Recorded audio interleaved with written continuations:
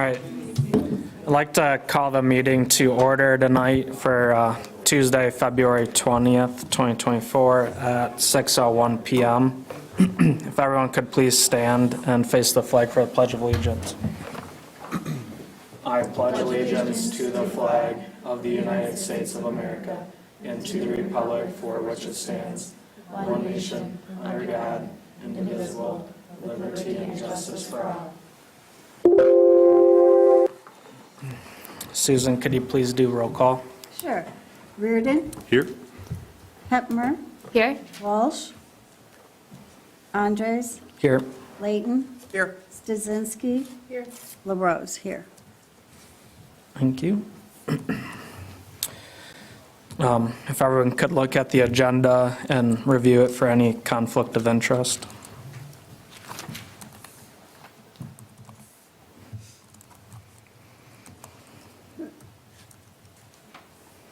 All right. If there's no conflict of interest, could I get a motion to approve the agenda? Make a motion to approve the agenda as written for Tuesday, February 20th, 2024 at 6 PM. Support.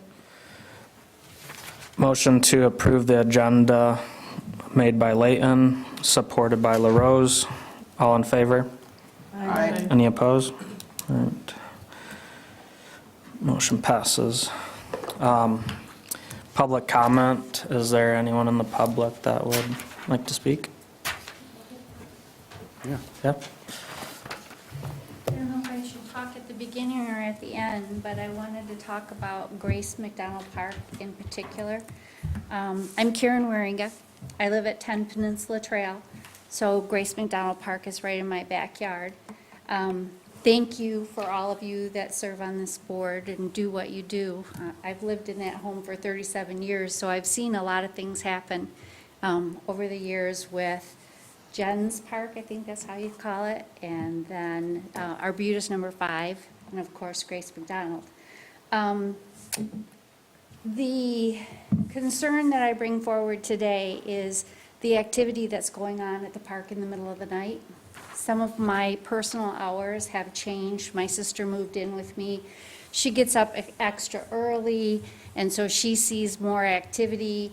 I sit out in my hot tub late at night, like 11 o'clock at night, and I keep hearing a car going round and round and round the parking lot.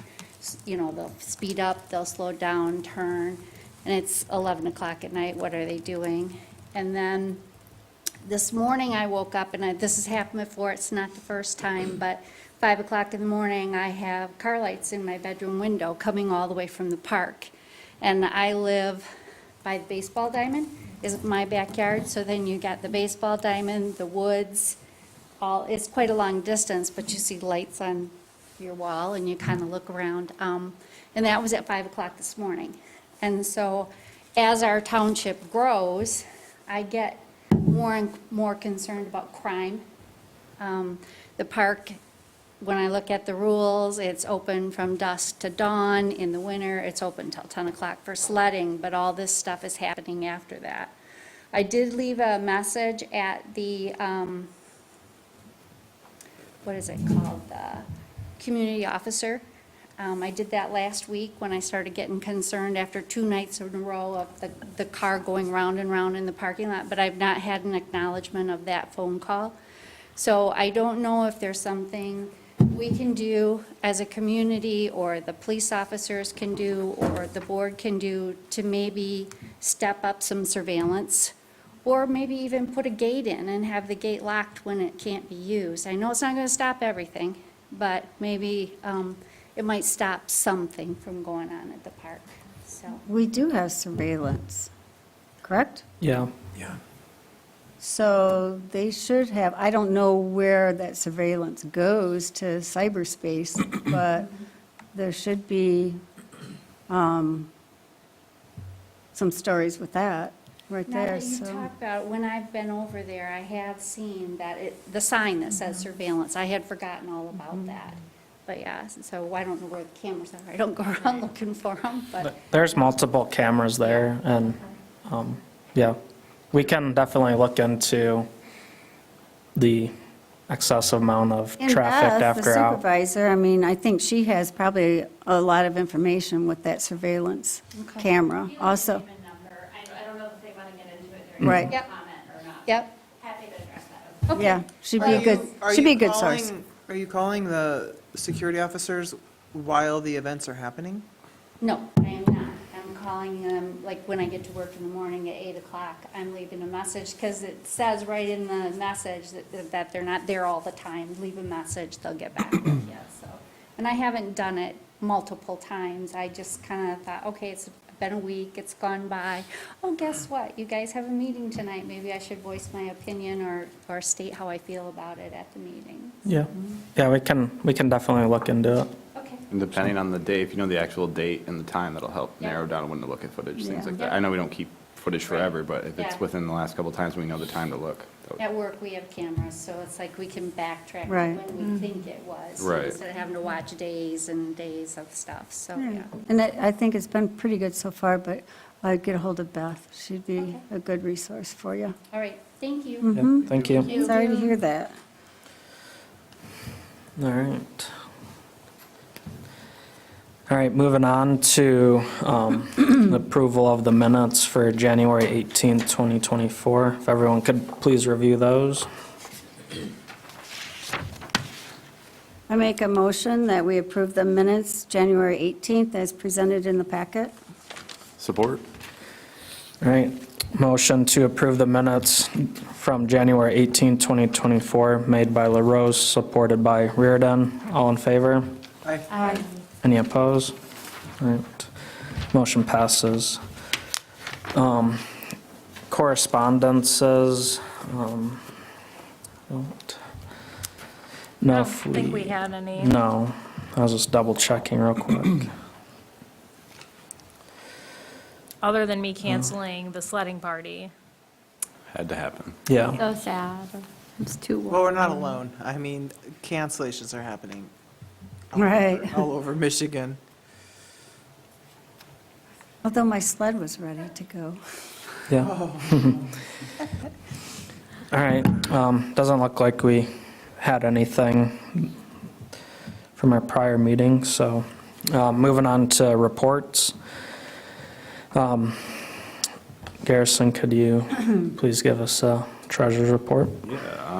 January, another pretty quiet month, much like December. 2 small payments for engineering and 1 small payment for Arbutus Lake 5, but nothing out of the ordinary.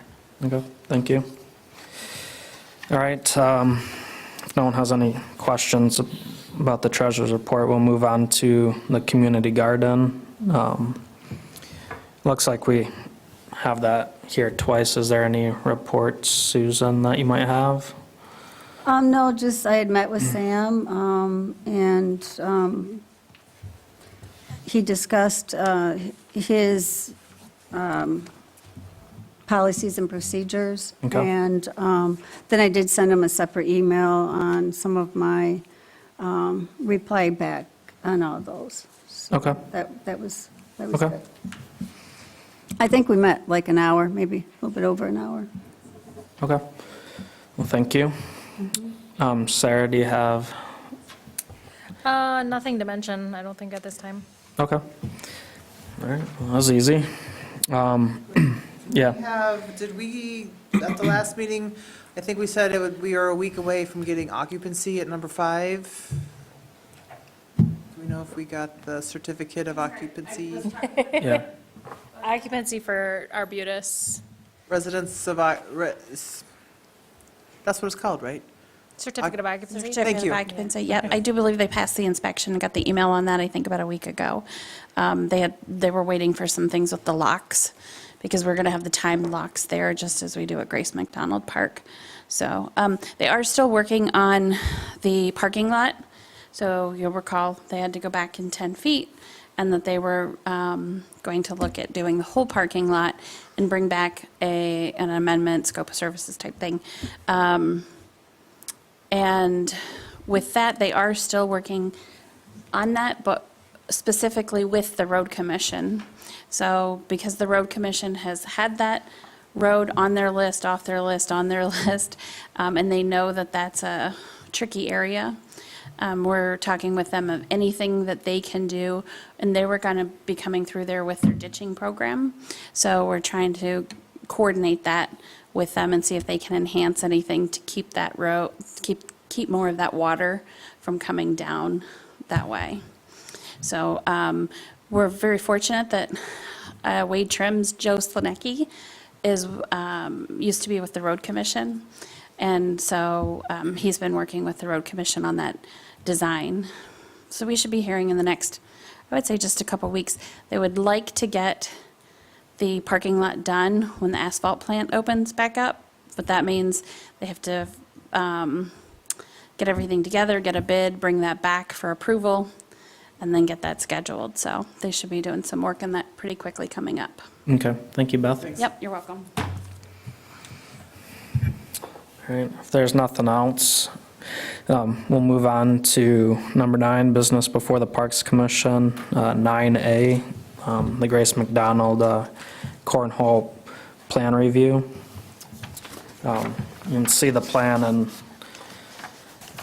in our documents here. And we actually have Matt Clark from Oh. Wade Trim. He's on Zoom Okay. to be able to Gotcha. talk with us and talk about the plan a little bit. I think I told him he could do a quick overview and explain it to you, and then you could ask questions. Does that work? Okay. Yeah, Okay.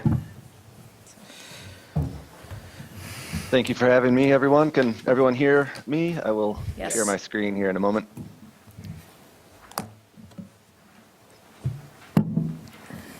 Everybody seeing that? Yes. yes. Okay. I know you've all had a chance to look at this already, so I'll try to be brief. Existing tennis courts over here, parking lot up here, existing ADA parking spaces here, with the pathway to this existing pavilion with a grill here, and pretty, heavily treed area here, and open lawn, kind of grassy area right here. So the goal was to find a spot for 2 permanent cornhole games, and then perhaps some additional spaces for additional games, expansion, etc. Real quick, cornhole, official tournament rules: 33 feet from front of hole to front of hole. Plus there's a kind of a player's box. It's about a 4x8 rectangle here. So the original design, original thought would have been all of this paved, and then to try to really reduce the amount of concrete, not have so much hardscape out there. We kind of took out the middle section, turned that back into lawn, but also gave us, a few 3-4 feet in front and back of the boards, for the bag to land and not land in the dirt and the grass all the time. We'll all have our occasional bad throw once in a while, but this should pretty much keep the boards clean, keep the, area clean. Some seating on both sides, kind of for the players, and, set your bags and everything. Here's kind of a group seating area here. We do have some trees and some grading that we would need to figure out. This is just conceptual right now. We could, put in some boulder retaining walls, kind of make up the grade as we have to cut in a little bit. Here, maybe raise this a little bit here. We would do some, further grading, of course. And then right now we have the plan, this full plan would be concrete along the parking lot, and then some connecting walks through here, one through the trees, kind of connect this entire area.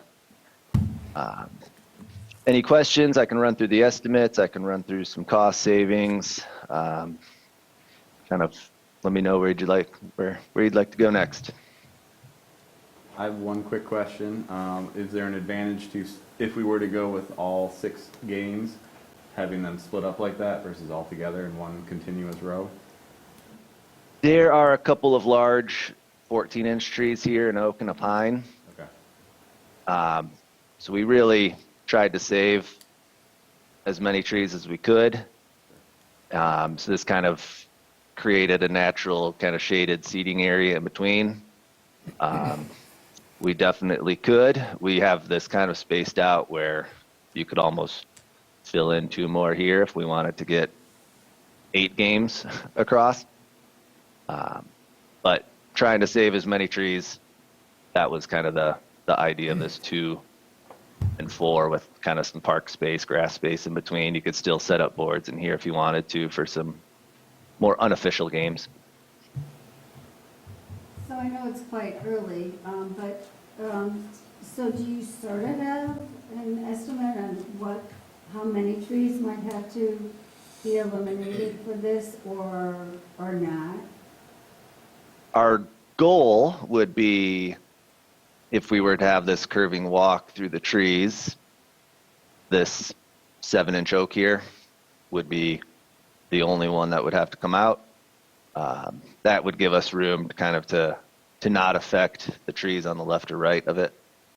And then the goal would be to try to save all of these trees. You know, of course, we don't know, exactly what the roots are doing underground till you start digging out there. But the idea is with some boulders, retaining walls, not cut in so much here, raise this grade up a little bit.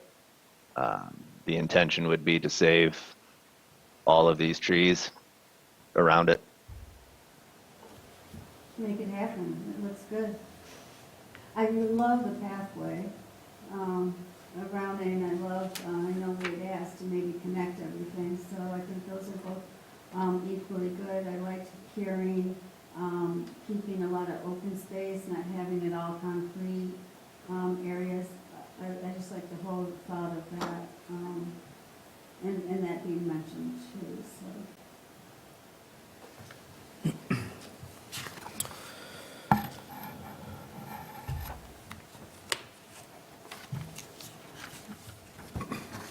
Do we want to get into that alternate deduction of install light brown or light room finish concrete in lieu of exposed aggregate? Do you want to have a discussion about that, anyone other than myself? Yeah, I guess what areas is that material that's in debate be going? The dark gray squares? Yeah, so the idea would be the dark gray squares would be the exposed aggregate concrete, and the white would be your standard light broom finish. So this is just an example off the internet. This is the exposed aggregate concrete where you actually see all the rocks, and then this is your light broom finish. Oh, so it's One- just mainly what's that? a finish.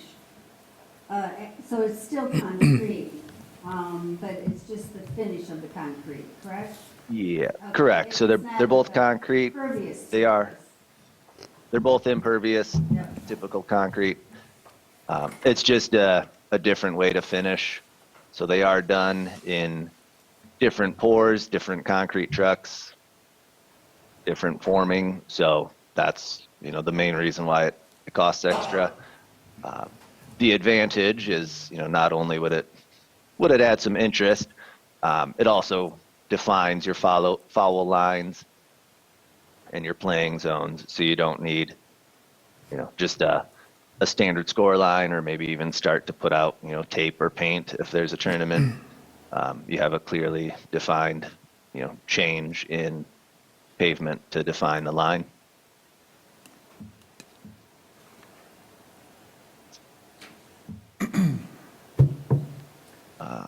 How would No, an aggregate compare to if we were to just do concrete paint or like concrete stamping? Any idea if it's more or less? Yeah, so I did provide a couple of cost estimates here.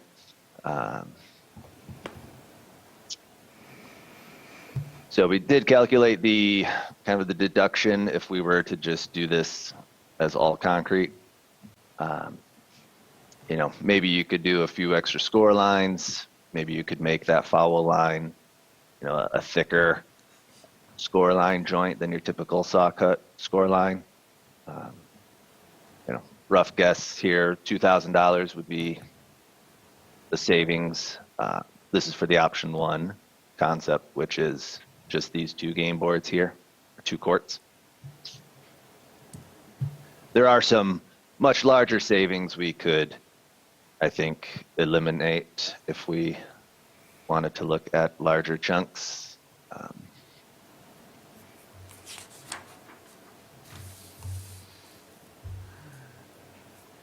Mr. Chair, do Yeah. you mind if I offer a few comments? Sure.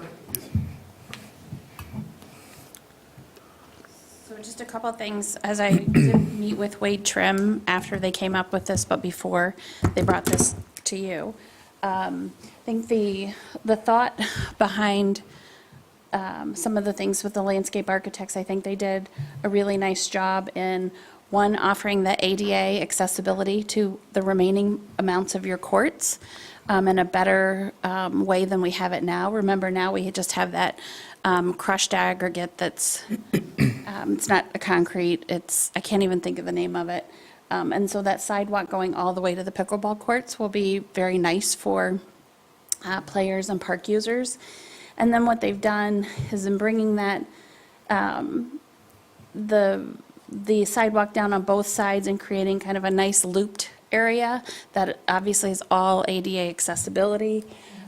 We've even talked a little bit that we could bring sidewalk down to the 4 courts down to the side too. I say it's to the south, but it's not the south. It's just down. So that's an option as well to kind of coordinate those. They did look at before turning the courts the other way, but the landscape architects, and I think Matt does, but I know Scott does in particular, has a lot of experience with playing this game and has participated in tournaments. And he said that this type of a setup creates a really nice tournament-like feeling to it. And as well, they could, even if they had larger tournaments, even go in to use the tennis court as well. Places will do that too. Another thing I would mention is the pad in between the cornhole and the existing pavilion is just an open air pad. It's not covered because it's shaded in there. So just kind of meant to be like a viewing area. Which area are you talking about now? The little, right there. Oh, okay. Just meant to be like a little viewing area, particularly if it were a tournament. Because it is a grassy area every place else, if it's just a couple people playing, they can bring their lawn chairs, they could bring a blanket, they can put that out and enjoy those open spaces within that as well. This is a very sandy area. I mean, like beach sandy area. So we do have irrigation in here because we talked about, well, what would the footing be in the areas left natural other than, kind of you see what's there now, which is like a weedy sand. What are the options? And of course, we have options like, well, you could concrete more of it. You could, wood chips, all different types of things. Really what looks nice would be a grassy area. I think in the past, you as a commission have looked at samples of cornhole games that put them together with grassy areas, and they look very nice. We do have irrigation out there. It's just a matter of piping it over. So I noticed that they have that in the bid. And then as far as that aggregate around the square, I think one of the things they had mentioned too is that creates a really nice visual look, kind of separating that out. And there's a point to it as well. The player squares are there by necessity if you're doing a formal game, right? You have to stay within that square to throw, has to be a certain distance, all of that. But the ones in front of and behind the game pad are also functional, and that's because if you throw short, if you throw long, the bag which you're throwing doesn't get dirty, dusty, muddy, anything like that. So it would more than likely, the large percent of the time, end up on that aggregate concrete. And then visually, it just kind of breaks it up instead of being all brushed concrete. But we, as well, one other thing, talked about putting that seating, moving that seating that we were just talking about in between them, really, so you could see either way, sit either way. The issue with that is, well, that sounds really nice. It really limits this in the future. So as Matt mentioned, you could put 2 more games in there if you eventually ever needed to or wanted to. And if you put infrastructure in there, then it's a lot harder to do and change up. So that was one thing. And then also then those viewers are sitting directly in the sun, which can be an issue for some people.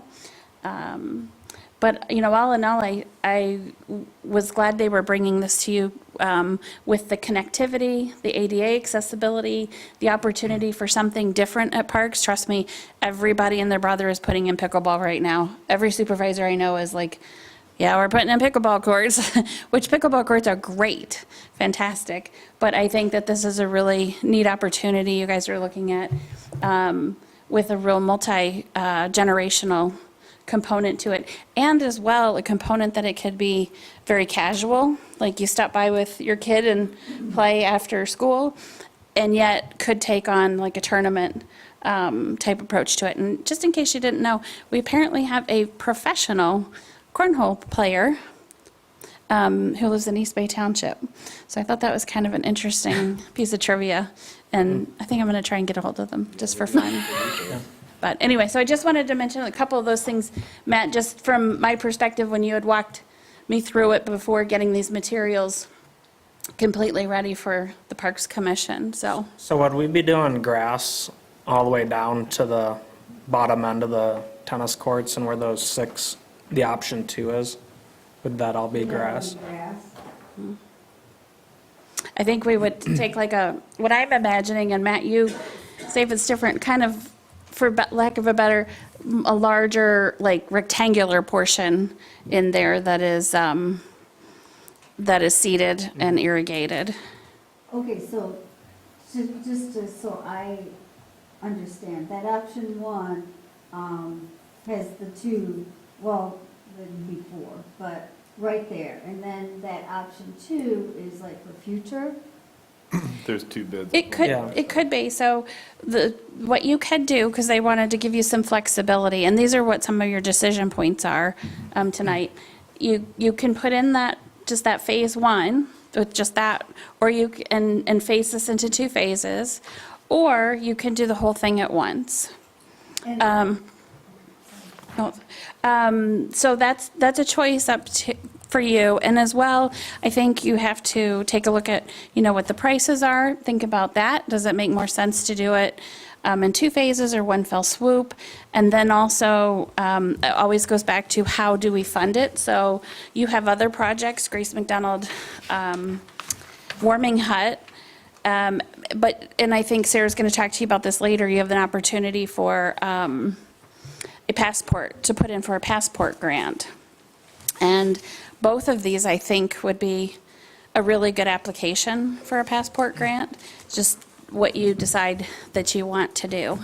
so in between those 2 courts in option 1, most likely it'll be like a grassy area, yeah. Irrigated grass. And you could, I mean, I just throwing that out there, just as I'm looking at it, I could see a long, like, umbrella type thing with benches in the middle and then a big umbrella on either side, but that's up the road here. But the other question is, that looks like really nice sidewalks and paths that people would probably just come just to sort of sit and enjoy out there, not per se to even play that. But I'm guessing this sidewalks estimate is separate? Or is that? Yep, that's It's in all, here. it's all in here. So Parking Matt can lots, explain that a line little bit to us, what's included. Okay. I really like that, and I like the fact that you're working around the trees. And I, personally, it sort of makes sense to me that we have the 2 with the extra money to have the light brush finish and the aggregate, because it already is going to be dual function. They will already have their marks. when we go to play. And that exposed aggregate concrete, Matt, correct me if I'm wrong, I did ask them, like, okay, if you're the one who's standing on it and throwing, I mean, it is still an ADA compliant material. It's not so bubbly, rocky, or anything like that. It hinders a user or a user with a disability or anything like that. It would still be appropriate to use in that place. Yep. Okay, thank you. Yeah, thank you, Beth. So yeah, we have the two options here, one with the 2 games or one with all 6, and both estimates include all the sidewalks. It looks like to do all 6 games, it's another $46,831.75 difference to add another 4 games to that, so, Yeah, that's a tough one. I mean, But that's, like we always do things in phase 1 and phase 2. And I could see both sides of that, you know, having it all done right then and there so that it could offer that opportunity of having an official games there held. But then on the other hand, I see that 42,000, we could be spending it in others areas, and we could see how the first set goes with option 1, and then we can always add on to that existing plan also yeah. with It- that. It does sound like, too, that grant opportunity, sounds like we can tie it in with the warming hut and the cornhole, is Oh, that? like do it as one, is that what yeah. you're thinking? Oh, I hadn't thought I don't know about how that works. No, I was thinking as 2 separate grant applications, I Okay. guess. I think we were We going to can do apply the it trust to- for this one since the warming hut didn't score well, and then do switch the warming hut to the passport one. Is that how I read that? No, so the trust fund is going to be for the Tart Trail 3 Mile extension. Sorry. Yep, you're right. So for development, so we're just looking for other opportunities for grants that we're talking about later. So the passport's one of those opportunities that we might be able to either put the warming hut or this project into. But do we think there's a possibility for a grant separate for this project?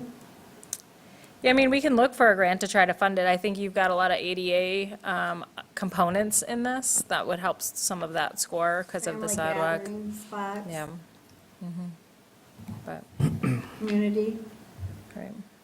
So I guess at this time, you would just need to decide if it's something you want to try to fund out of your general fund, or if you want to try to go for a grant for it, and related to your other projects that you're working on. So we've got Jen's, that's out to bid right now, for this next year. What other ones? I think that's the only other major project. We're working on Holiday Woodlands, so this year we'll be working on the master plan for that, so we might have something for next year, but, otherwise, if there's any other priorities that you want to try to fund, and that kind of goes into our later discussion, the grant discussion, but they're kind of tied together.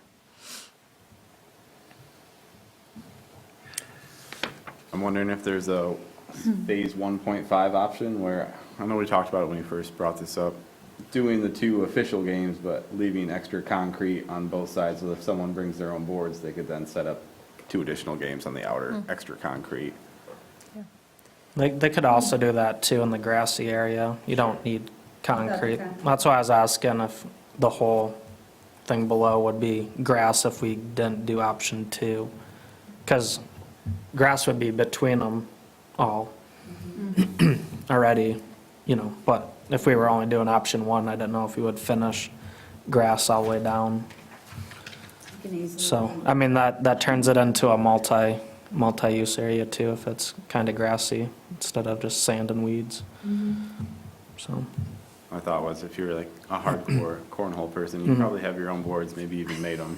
Yeah. Would you rather play on our concrete ones or the ones? Probably on the your- concrete ones. Your nice, well, no, I'm saying the other way. Would No, you- the nice ones. You would are rather like- play on your yeah. own than, you know, Yeah. for the regular park user, I think ours Yeah, would but be then great. you don't have to carry them around, so they're already Yeah. there. Sure. BYOB, bring your own bags. Yeah, Yeah, I was gonna ask, are we supplying bags? no. So what's kind of the thought? You're talking about just the two games as kind of your initial, is that kind of general consensus? Well, we could do the 2 games, and then we could budget for the following year in the general funds to add the 6.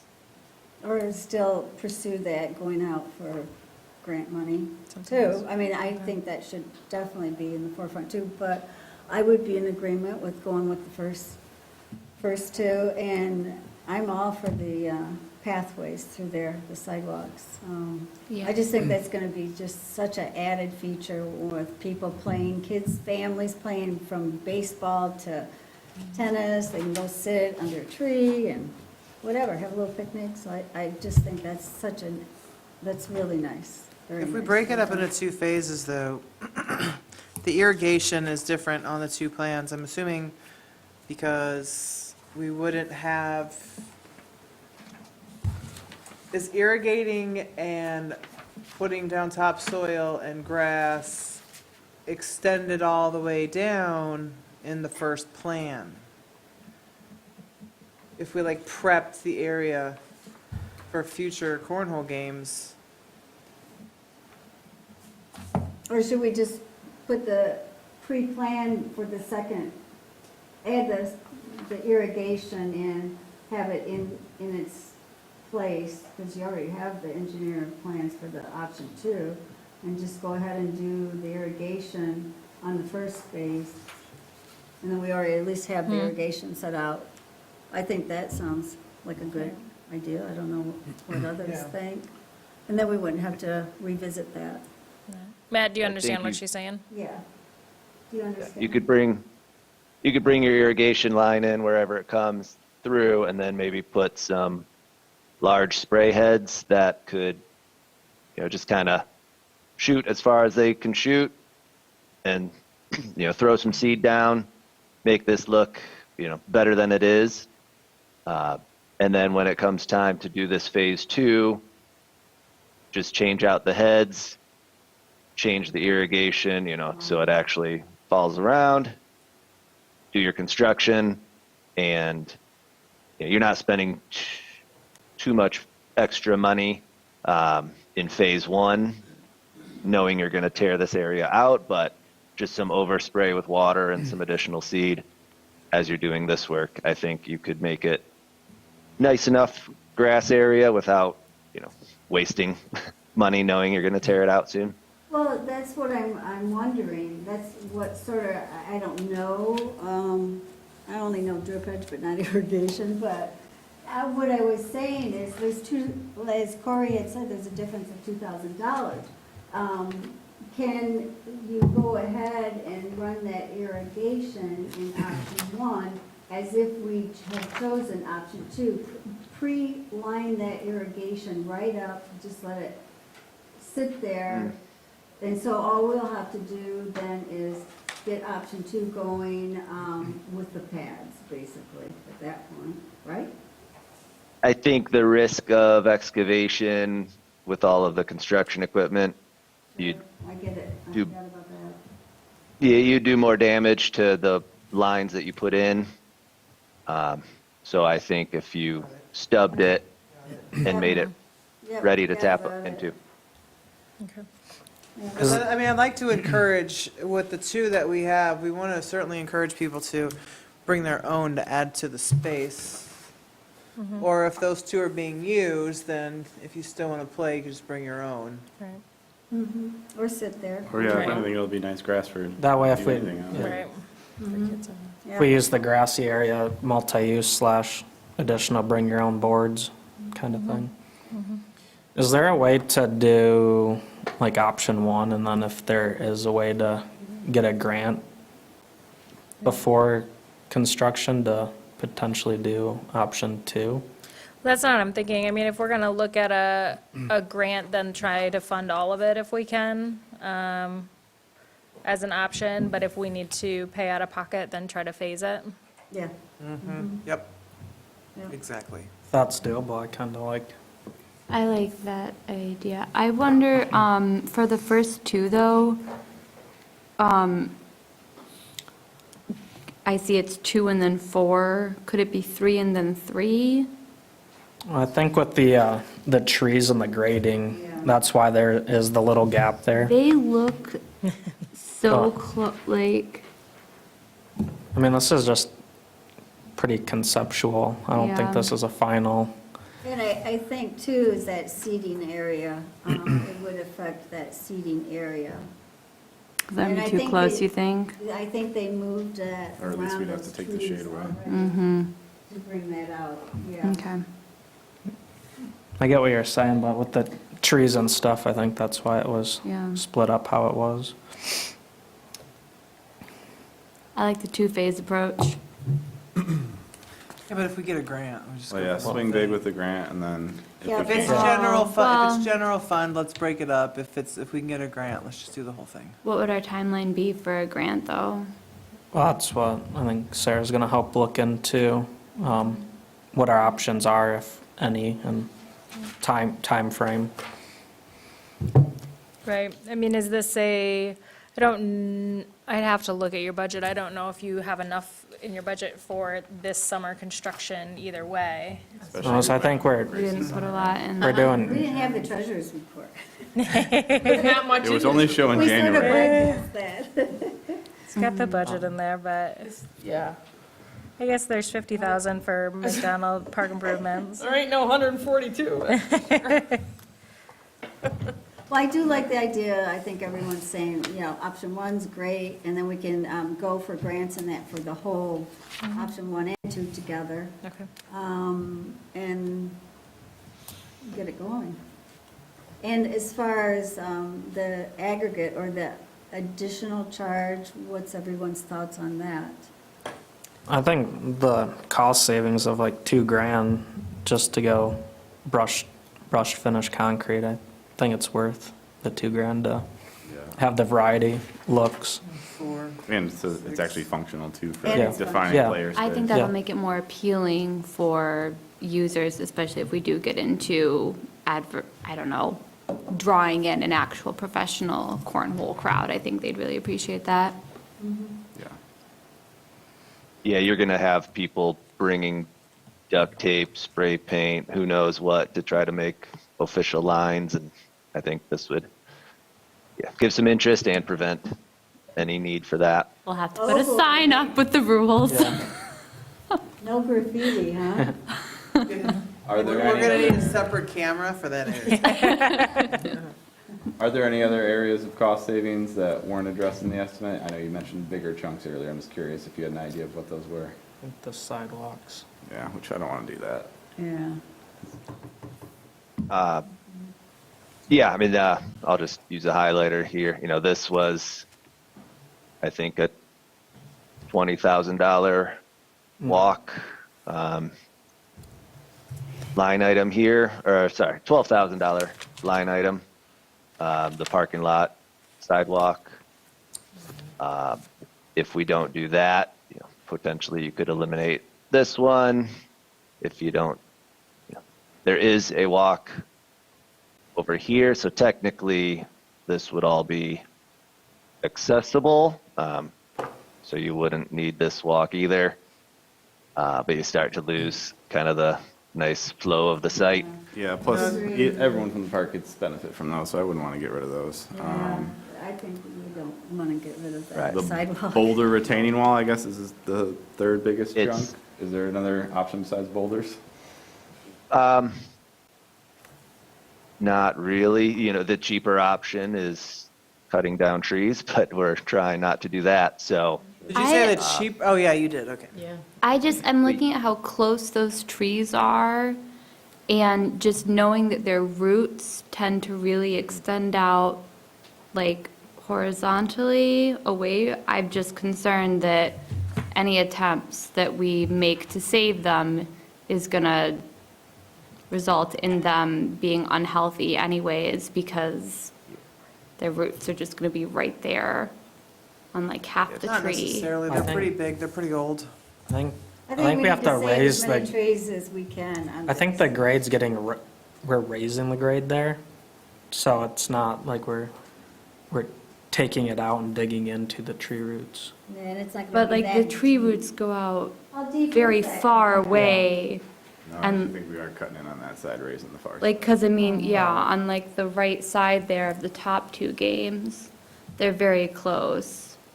And so like, based on my understanding of tree roots, they will be underneath of where the games are. Or like closer to the surface in the excavation area. I don't know if anyone else can speak to that. Matt but- probably can talk a little bit about that. I also, maybe I should just go look at those specific trees, get to know them. Go ask. Yeah. Yeah. You know, it might be where we shift this up and take out these two trees if they're not great. Now we're saving some room. I've been on projects where we've done all the tree preparation to save a tree, and we've barely cut any roots, and the tree suffers and dies. And other projects where we're cutting major roots, and like the tree doesn't even care. So you can do all the precaution. There's no guarantee. We try to prevent it while also, creating our design. And we could play with this a little bit. Maybe it's worth shifting it towards the tennis courts a few feet. We could get rid of this kind of extra foot. We're just, we had a little bit of buffer from the playing space. So maybe we look at saving a couple of, Oh, I mean, I was There. looking mostly at the ones that are just there behind the bench, you know? and for example, maybe we don't put the bench on concrete and the bench is just Right. sitting in the Yeah, landscape sitting in built into the yeah, boulders. something like that, yeah. So the boulder Side note, we wall- should have a tree planting work bee. Knock yourself. We need to take the ones that we have first. But, so as long as the engineer knows and whoever's doing the work, and it seems like you're right on it, that, we want to save every tree we possibly can. And Beth will be a great communicator on letting us know or come back when we get to that stage. But it sounds like you're on that path of saving what we can without taking the trees down. So that's what it sounds like you tried to do. Yes. Right now, the only tree would be take this one out so we can have a path go through the middle, and sometimes it's better to just remove one than try to save that and put the path through here, and you're potentially damaging more. Right. But we can play around with the location and take a look at, how we could try to save as best as possible. That's our goal. Just to clarify though, like those two, I'm looking at the white pines, like the 8-inch and the 6-inch in the upper right-hand corner, where that boulder wall would be. You do cut the roots right there? 'Cause also, I'm just wondering, will the roots grow into the courts and push up and crack them? I think by the time we excavate, we'd be, more cutting the roots. We'll have a little more base under this than your typical sidewalks, which Could always plant. sometimes don't even have any base. They sometimes just pour concrete right on maybe a tiny compacted thing of sand and call it a day.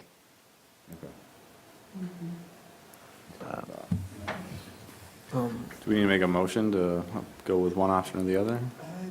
Don't think so. No, I mean, I think general consensus, if we do grant, we're doing all of it. If we're doing it in phasing, we're gonna do the 2 courts and then move on to the 4 courts later on. Likely not funded this year, it'd be a project we'll wanna budget for next year. Okay, Yep. sounds good. Sounds Okay. good. Matt, do you need any other direction from us tonight? I don't think so. Okay.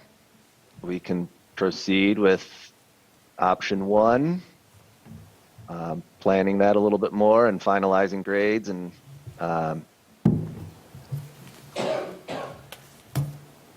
think it'll be a nice addition. Okay. So, Well, thank you for joining us via Zoom tonight. Yeah, thank you. It does Thank look you, it great. looks Yeah. good. Thank you. Thank you. Thank you. All right. Good night. Good night. Hi. Now, where was he from? Which engineer from? Wade Trim. Wade Trim. Yep, and then we can actually shut Zoom off too after he's gone. All right. Moving on now to business before the parks, 9B, the community garden and farmers market policies and forms. Sam's here to, I think, give us a rundown on all of his work. Yeah, hi guys. So what you guys have before you are 4 separate documents. They're all related in that they're both an application and then a list of rules and guidelines. They're specifically regarding the community garden and the farmers market. So with the community garden one, I took the documents that were prepared by Susan. I synthesized kind of all of those into one document and also added an application to that portion of it, kind of split those into 2. And then Susan and I reviewed, kind of had some feedback, and then I've kind of prepared them for you guys to review. The application itself asks obviously basic information, kind of contact information, those types of things. The one opportunity I thought was kind of nice was asking people that want to participate in the program to offer opportunities for ideas for educational opportunities, because we're going to be trying to work with our community partners on providing certain education for the, residents and participants of the program. And then it has some requirements for people to kind of acknowledge kind of some agreed upon roles and operations, one being that they've read and understand the guidelines. And then if you kind of move into those guidelines, it breaks down kind of how the community garden is going to be organized, what's provided to you, a little bit about the garden. It goes into a schedule. We'll have to adjust kind of some of the dates are preliminary within that schedule, just based on that we have to still construct the garden. So there may be some playing around with those dates to kind of figure that out, but we're kind of hoping that if everything goes to plan, we'd be completing construction this year with a first planting in 2025. And then it goes into kind of how the season's going to run, what your expectations are during the season, at the end of the season, at the beginning of the season, what, how to think about your commitment to the garden over the life of your commitment to it. And then some composting standards, addressing that, because we're going to have compost bins here at the community garden available, and that compost, whatever is created, will be used at the community garden, or if we produce enough of it at the park systems, anywhere that we need compost. So that's kind of a nice benefit of having that program going. The program manager then kind of facilitates approved plantings and invasive species removal. It talks about that kind of, again, another educational opportunity for people to educate themselves on species identification, what's invasive, and how to remove it if you're a participant of the program, because we'll want to make sure that we're fending off any spread of that. And then it goes into kind of the rules, breaking down further the expectations that you'll be expected to adhere to during your process of being a participant in the garden. And that is kind of the basic rundown, and then we'll eventually have someone who is helping to manage this program, who will be identified as a program manager for the community garden. They'll help facilitate this process. And the only other thing that I did want to point out is that we did have an option to include a dues and fees waiver, so we didn't want financial restraints to be a reason that you can't participate in the program. We wanted it to be accessible to all, but that would be up to the Food Security Incubator Advisory Committee that we're looking to establish. So that would be a member of each board, the Board of Trustees, one of you guys, and then the Planning Commission would all be represented in that advisory committee that would help run and deal with issues that may arise and kind of create the policies and things for this program. If anybody has any questions on those, I'm happy to address those, and then we can also jump into the farmer's market after that. It has a very similar layout. Thank you for putting these together. They look nice. I like the flow of the information, what it is, when it's operating, and then kind of like throughout the season. Is the program manager a township staff person? So we're exploring that right now. So with the grant for the MDARD grant that you guys recently approved, if we received that, that match from the township would be either a part-time employee or a consultant. So it would be someone that would be, paid staff that would manage both the community garden and the farmer's market. So it would be a township employee. It would be, Or they would be contracted. employed by the township. It'd be a position at a township, full-time, year-round. It would be either a consultant or an employee, would be kind of depending on which route we wanted to go with that. But full-time, year-round. Probably not year-round. Well, they would switch their roles to be more funding like grant funding and things like that in the winter, so I don't know if it would be full-time in the winter. In the summertime, obviously, they'd be managing both programs, but there's I structured the hours of operation of the community garden with the idea that they would also need to spend time managing the farmer's market as well, so it's about, part-time, 30-some hours, I think, would be what they'd be committed to do. It's not a volunteer, it is Yes, it's a- paid position that, yeah. Yep. And they would obviously, that person would facilitate volunteer labor to help with all of these different things, but they would be a paid employee or paid staff of some kind. But probably most likely full-time year-round because, like you said, in off-season, they would be researching like you do now, grants and things like that, contacting local groups that could hold seminars or things like that, sort of what you do, what you're doing right now. Yeah, they'd have to run the process of, getting the applications out to the public for the farmer's market, getting the applications out for the community. Yes, I guess what I'm trying to do right now, and then managing it throughout the season. They'd also be looking at grant opportunities to further expand on the community garden or put in some infrastructure for the farmer, kind of opportunities to benefit both of those programs.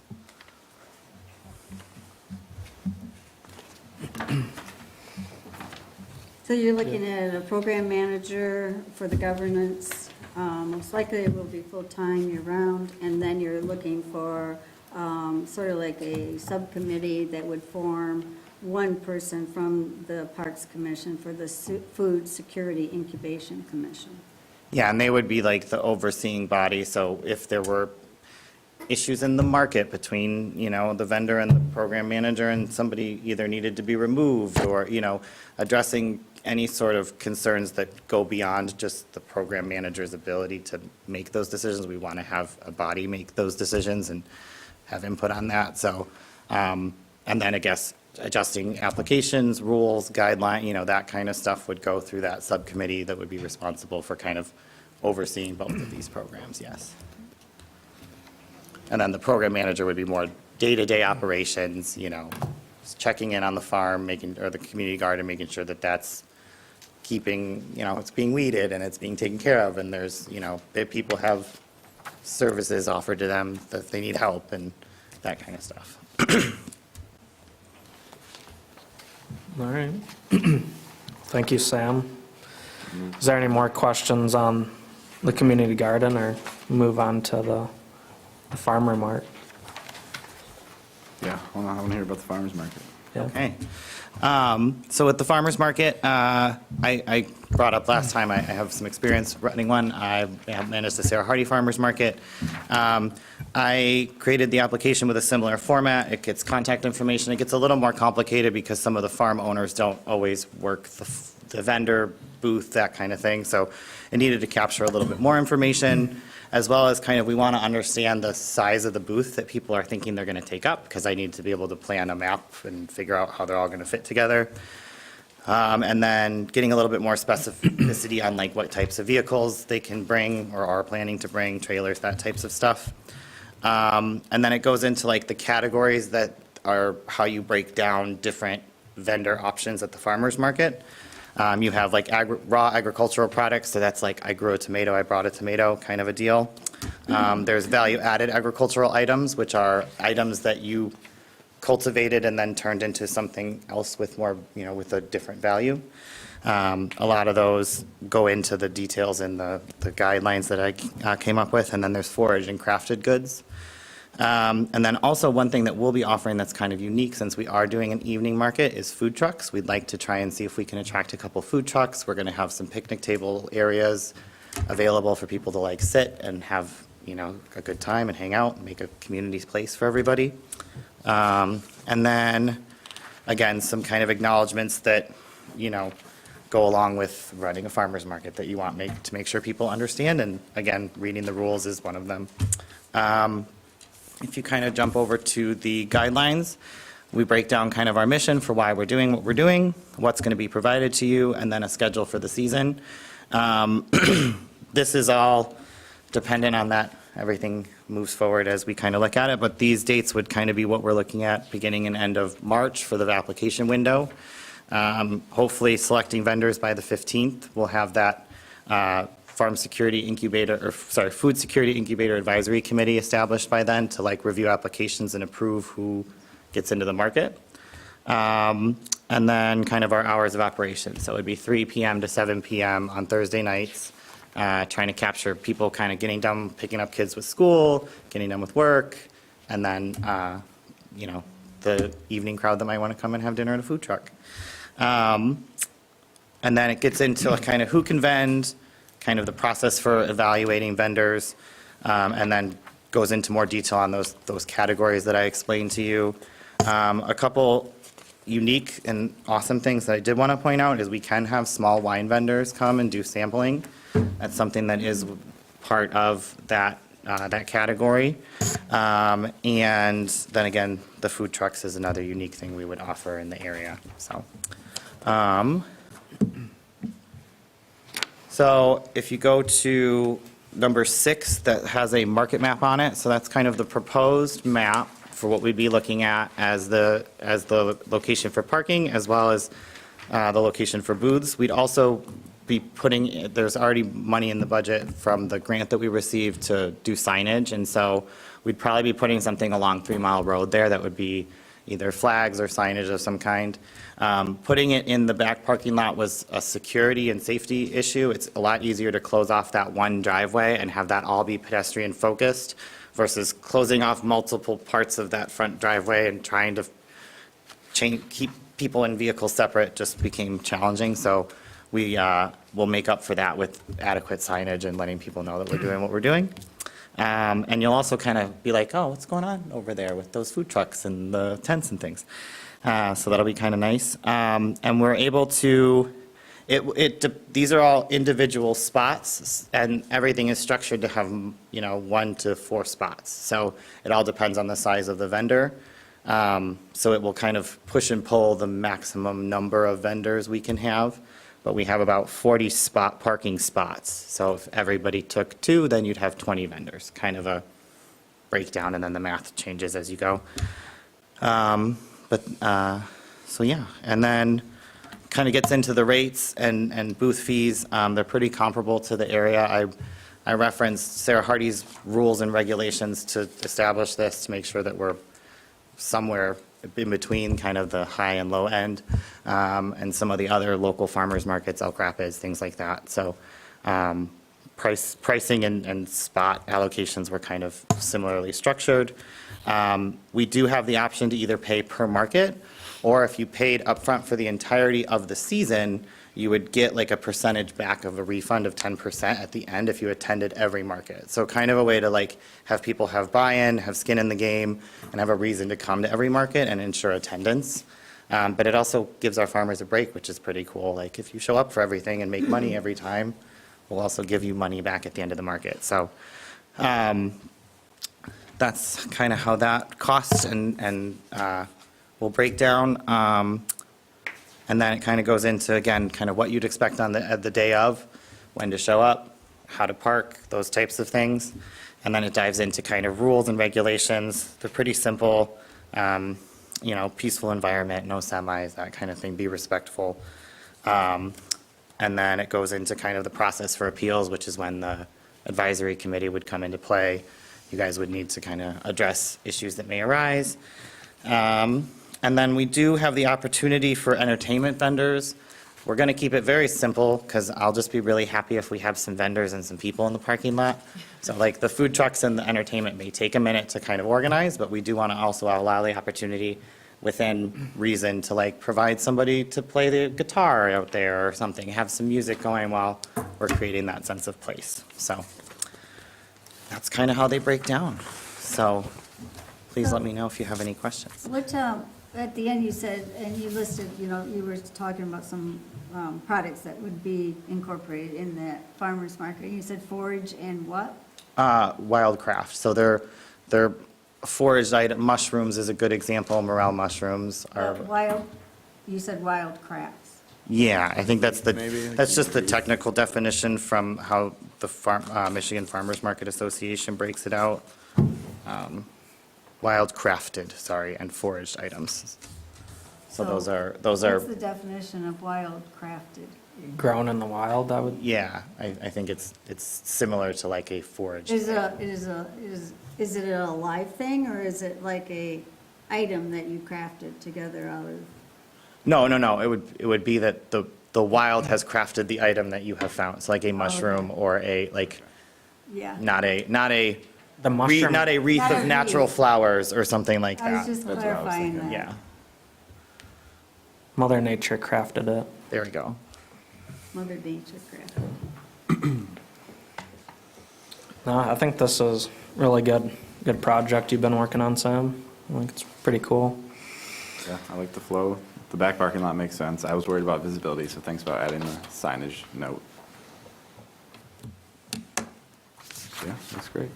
Yes, we're very fortunate to have your expertise. Well, thank you. Do you have like a rubric for once the committee's formed? Like how would we determine what vendors score better and should be allowed in? That's my only worry is how do I make that call? Not saying I'll be that guy.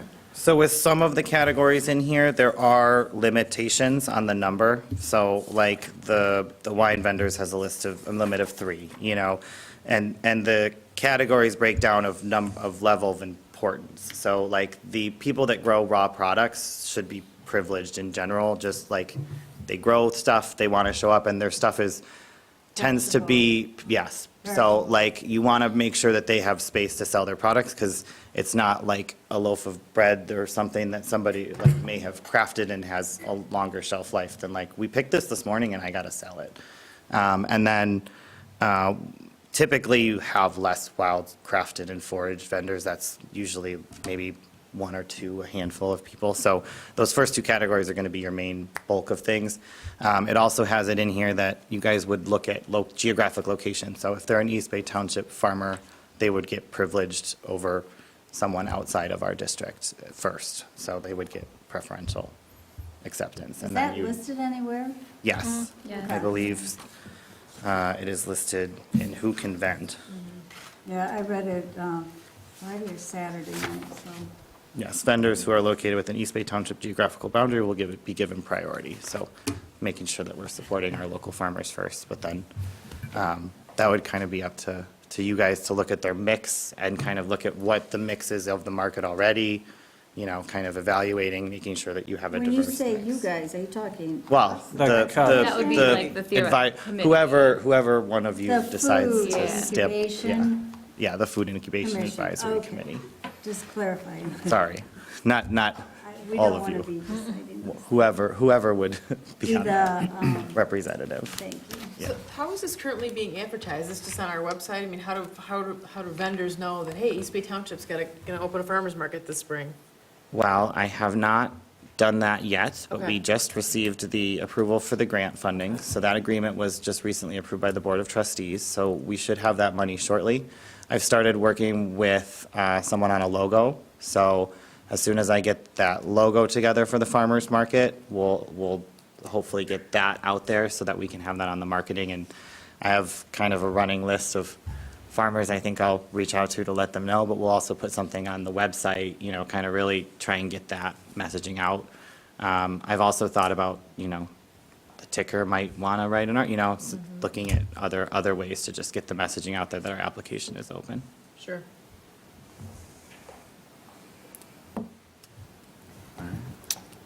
Yeah. I I think it's cool. I wonder, are we at all concerned about the parking for attendees overflowing? Because, I mean, I know there's a little bit of library overflow there. Are we concerned about that? At this time, I guess it would be dependent on how excited everyone is about the farmer's market. I'm So, envisioning people being I mean, very excited. We can address that kind of as we go. I think there are options if we need to address that, but I think we have ample parking for kind of the number of vendors we are going to be. What's the maximum vendor? If you had it all full, would you just say that? It's 40 spots. Yeah, it's 40 spots, so if you gave every vendor two, one for a vehicle and one for a booth, spot, you'd have about 20 vendors. Are they Okay, so- parking in the vendor parking lot, or are they parking in the parking? So typically, the booth assignments are that there's a booth and then a vehicle. That's like how you would, or if you were dropped off by someone and didn't need to park next to your booth, I guess you could theoretically vend out of just two, but it's usually booth and vehicle. You're not allowed to park in the customer parking lot Okay, area. in the blue. Yes, in the blue. And how many parking spots do we have out there? Or, or, I just you did the know, count, Sam? but now I think it's almost That'd the be about same as 60 the or- back. I believe it's with not including the little extension of the Without the library? library. I think it's about 40 spots. I'd have to check. I think there's more than that, but. I could Um, be wrong. Anyway. My I was rough gonna count, throw it there's up. close to 40. Yeah, okay. So we would need, I guess, basically, these need to go all the way up to the township board and the advisory committee, probably appointment by the township board. So kind of recommendations, I guess, from this group. If you have any changes you need to the application or policies, we'll do that. But otherwise, to recommend sending it up to the township board. Should briefly touch on the advisory committee if there's any discussion about that, or any volunteers from this group to sit on that. I think a good person might be Susan. She's been spearheading the community garden project, which is going to be tied in with this and with the program manager and their duties. Do you have any interest in that?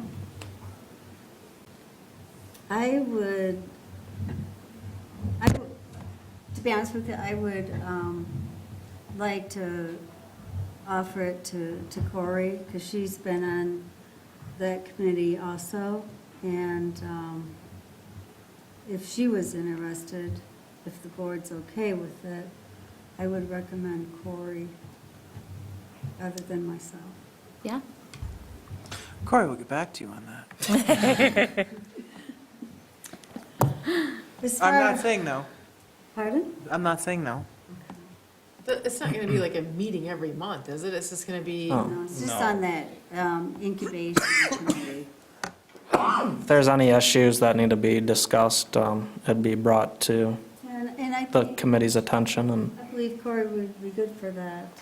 It's always the time for me. I would imagine it could be structured pretty quarterly, so like in, your first meeting of the year, you'd be preparing to get the applications out. You would meet again to approve applications for both the community garden and the farmer's market, once they've gone out and you've received them back. And then along the summer, if something did come up, you had an issue in the community garden or the farmer's market, you may have a special meeting that would have to be organized, but it'd be pretty kind of bookends of the year, I guess. End of the season, follow up, see what you yeah. need to change. Yep. Okay. Ideally, the program manager is going to do the heavy lifting. Yeah, Yeah. program manager. 31st application deadline, you're not going to be able to get back to them in a month from now, because that's your March meeting. Right. And you need to schedule that meeting in April, so you need to know who's going to be on that committee, because the board needs to. Oh. Good point. approve that. So Okay. you're going to want to decide this evening, or probably the safest bet. and it's a permanent person on that committee. No, I would imagine they would rotate out, just like we all. Yeah, I mean, Well, this group is elected, but like term limits type of thing. sure. Well, yeah. But it's not structured, I mean, there's no bylaws, there's nothing right now, that's all, Yeah. got to be figured out. Right. Is that, will this be an official committee that's subject to like the Open Meetings Act and all that? And Yeah, then actually, it could be, you know, like they do for the planning commission or board of review, they have so many years, like 2 years. Right. And then you can either, you know, We have switch out, yeah.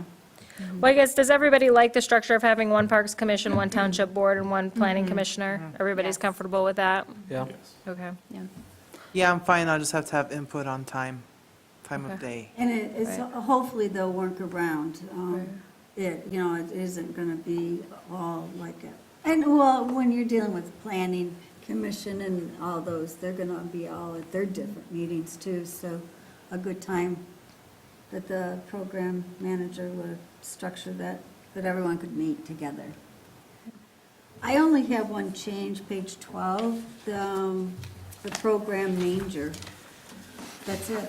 Oh, The what? Second, Manger about instead of number, manager. under number 3, the second paragraph, almost to the end. Am I correct? Yeah. Mm-hmm. The program manager hours can be It was found my in the staff. Saturday night reading or whenever it came out. we will fix that. Oh, yeah, bottom of the second paragraph. But I don't know if there's any others, but that sort of stuck out to me. Otherwise, well done, sir. Thank you. Thank you very Yeah. much. And thank you, Corey. No problem. So you did volunteer? Is that an agreement? It is. Okay. So there's, Very good. so there's one minor change, and then, yeah, Corey, I guess, is kind of volunteering, so. Anything else on this? No, definitely recommend for approval to the board. Yeah. Do we Is need that your to, motion? I would move to approve the community, or the farmer's market with Corey as our representative. Or, all right, motion made by Reardon and a support by LaRose to move forward with the guidelines and rules, and Corey as a representative for the community garden and farmer's market. What'd you say, community, park commission, Planning planning, Board of Trustees. but the planning and the board of trustees haven't met yet to Um, assign? they will in March. Yes, Right. we will get that in front of them. Because that's what you said. Got it. Yeah. You know, I don't want to give you a crutch, but maybe we could have alternative when she can't make it. Yeah, that would be good, because it's just 3 members, so I mean, it would be, we would need representation from all 3 there. So it's a flexible fill-in, Well, let's not say that. Well, but, if needed be, As an we alternate. could, someone could sub in. Okay. So you had a motion, right? You didn't vote on that yet? Yeah, there's more discussion. All in favor? Aye. Any opposed? All right, motion passed. Thank you, Sam. Thank you, Sam. All right, moving on to business before the Parks Commission, 9C, the 3-mile trail extension grant.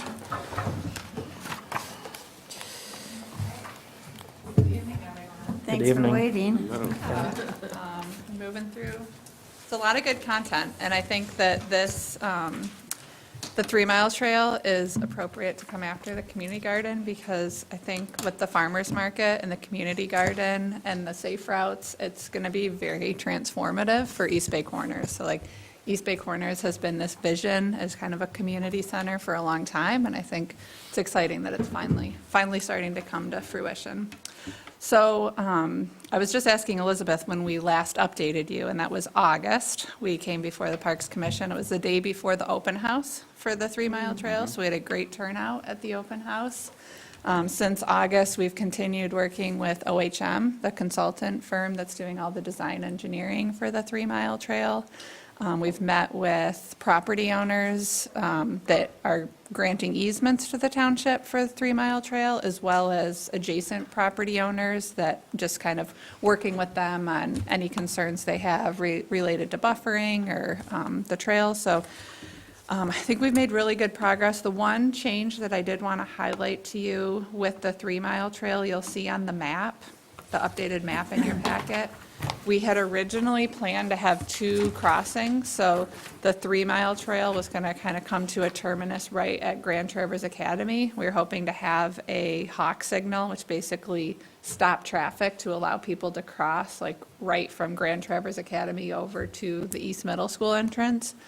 That is no longer looking to be an option. One is because we recently approved a assisted living facility, like right next to Olson's, just with the location of driveways, site distance, working with the road commission, we were basically told that having a crossing there is no longer an option. And so what we're really focusing on is having the safest, most well-designed crossing at the Hammond and 3 Mile intersection. So it's really where we're putting all of our focus and emphasis for that crossing.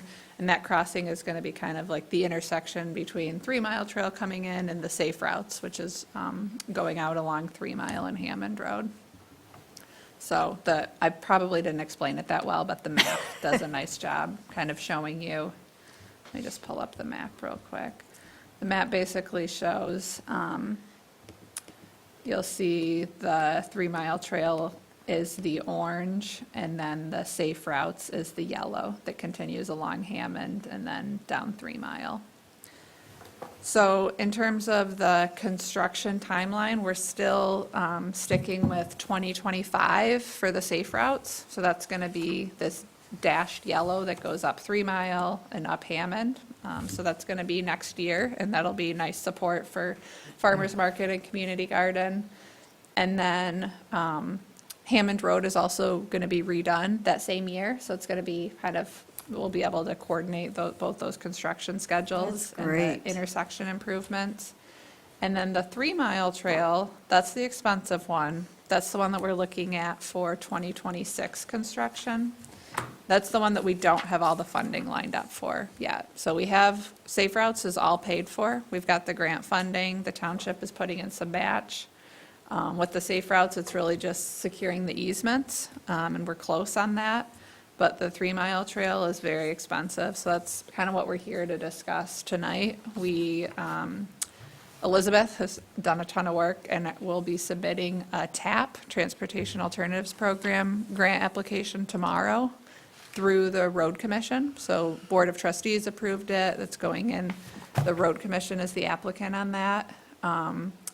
But just to make up all the gap in funding, in addition to all the fundraising that TART is doing and local match, we're looking at a trust fund grant to help support this effort, as well as possibly the Land Water Conservation Fund, right, which is another $500,000 max grant. So I'm going to let Elizabeth talk a little bit more about all the funding, how that's all going to work. But just wanted to give you an update. We honestly are super excited about this trail, and I think it is going to be really transformative for the township. One other exciting thing, the Planning Commission approved a new True North gas station at the intersection, and they are not using much of their parcel, so they are willing to partner with the township on like a new public plaza that would just be right off the trail. And so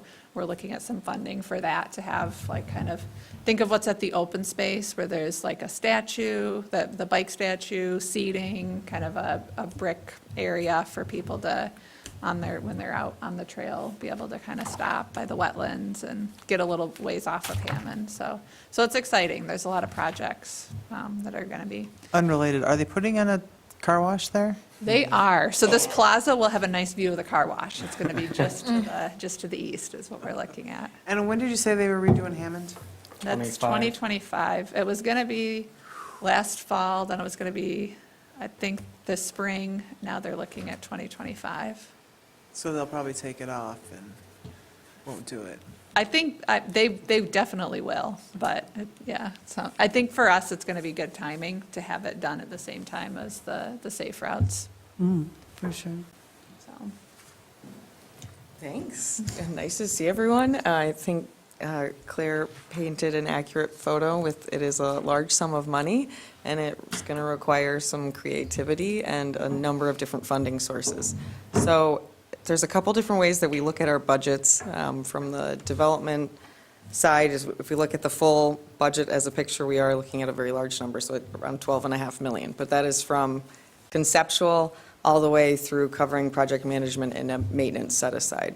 So if we break that, and then just looking at that as a whole, we try and do a 60-40 split, so 60% public, 40% private. Right now, with the grant funding sources we're looking at, those are specific to just the construction piece. So right now, our estimates are over 8 million. But then when we do that larger picture, we look at, adding almost 20 to 30% on top of that to cover contingencies and inflation, and then construction engineering. So that number gets a lot bigger. But what we're looking at for TAP and the trust fund and land water conservation fund will be a slightly smaller number, but all the while, we're still having to look at the larger cost. So for the Land Water Conservation Fund and Trust Fund, I know we put both of those. We're still talking with different grant administrators and trying to figure out the best strategy. It's very competitive with different projects going on, and we think we have a really amazing project, and there's a lot going with the safe routes. So we're really trying to remind, for example, the Michigan Department of Transportation, which also does the Safe Routes to School project, what they're leveraging and how much we're achieving by doing both of these projects 1 year apart, but together. So meeting with different grant sources and just trying to figure out between Land Water Conservation Fund and the Trust Fund, how we can break the project up and figure out the best source and the request. So Land Water Conservation Fund is a 50-50, or it's a 1-to-1 match, and the max is 500,000. So somehow out of that 8.3 million, we have to break out a $1 million piece of that to apply for 50%. So we're just trying to figure out what that might look like. And fortunately, the Conservancy has that existing parking lot off of their entrance drive.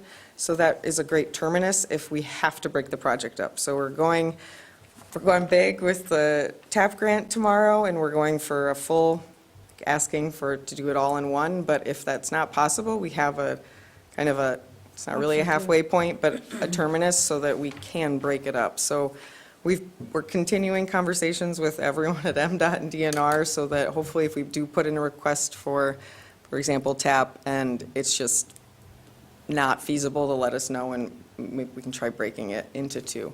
The TAP grant is a little more, there's 3 times a year an application goes in, so we can, if it doesn't go this time, it's sort of rolling, we work on it to do the June submission, but the timeline for that right now with how allocations are going would be for 2026.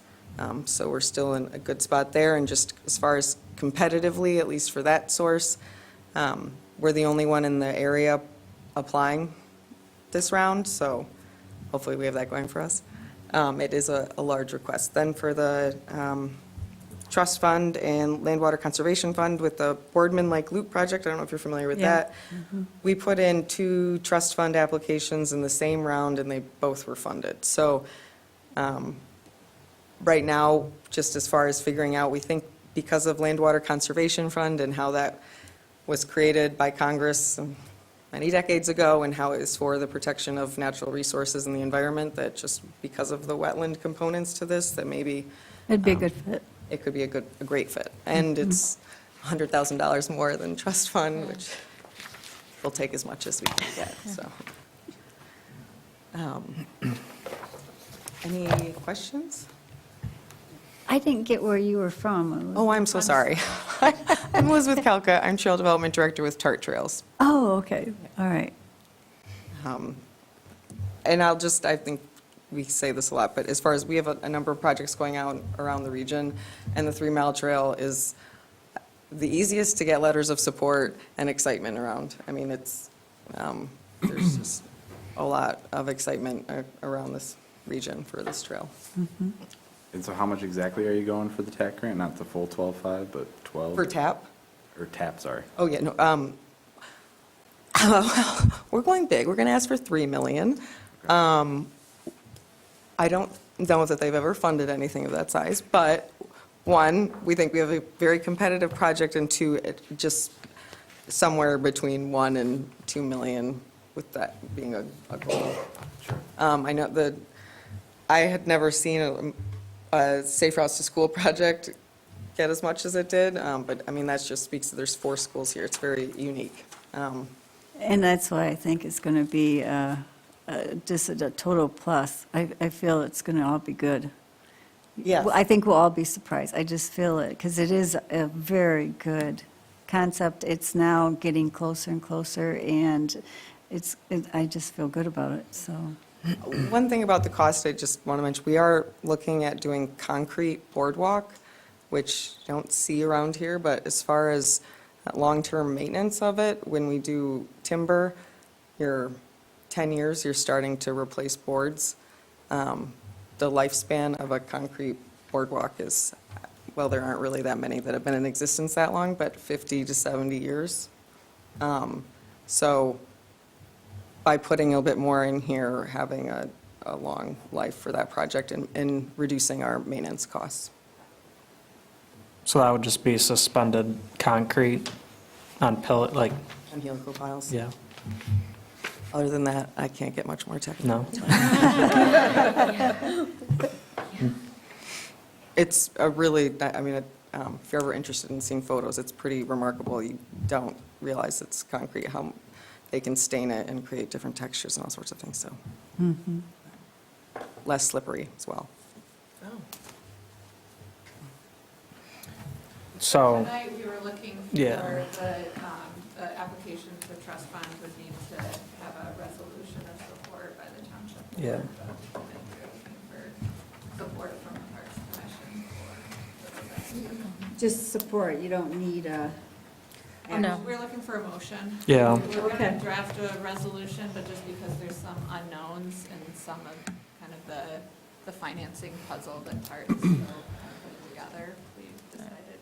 Did I see a template in here for? yeah, there's Yeah. a Possible motion. On Yeah. page 34 of 89, there's a possible motion. Yeah. Claire spoke for me on what we were needing to do tonight, so, yeah, so we need to make a possible motion to move forward to give this, move this forward for the final approval from the board for TART to go forward with applying for trust fund grant. I make that motion. And the township would be the applicant, but. Well, yeah, but TART, yeah. Make that motion. I'll support that, so, all in favor? Aye. Any opposed? Motion passes. Congrats. Yeah. Out of curiosity, how's the 40% private going? Good. We have a big goal this year, but every week seems to have some good news. Truly, there's just a lot of enthusiasm for this project, and especially the kids. A lot of people care about kids. Sorry, that sounds terrible. I don't work in the development side, but I just think it's very compelling when the story to be told with this, so. Agreed. They've got a great start. We've already raised over 1.5 million. There's some public in that, but I think we've got a good momentum going. It was 12 million total? Yes, some of that's already been Some of us you've met. spent, some of it'll be for ongoing maintenance, 500,000. I think a lot of people been talking about an extension for some time, so like, pretty cool to see it moving forward. So, all right, well, thank you. Thank you. All right, moving on to business before the Parks Commission, 9D, the Township Board meeting attendance. Looks like there was, It's on page 39 Yeah, of your sorry. packet. This was briefly talked about last month, and you did pick out people to go to the parks, when the park plan was at that meeting, and then the February. I did mention on here when the quarterly meetings are. These are when the township board actually allocates time to review reports from the various commissions, and then gives you an opportunity to do a presentation, or, overview of that report at that meeting. So those are kind of, those quarterly meetings are bigger ones to hit maybe than the in-betweens. But I know that the Parks Commission was feeling like you wanted to have some representation there. So For sure.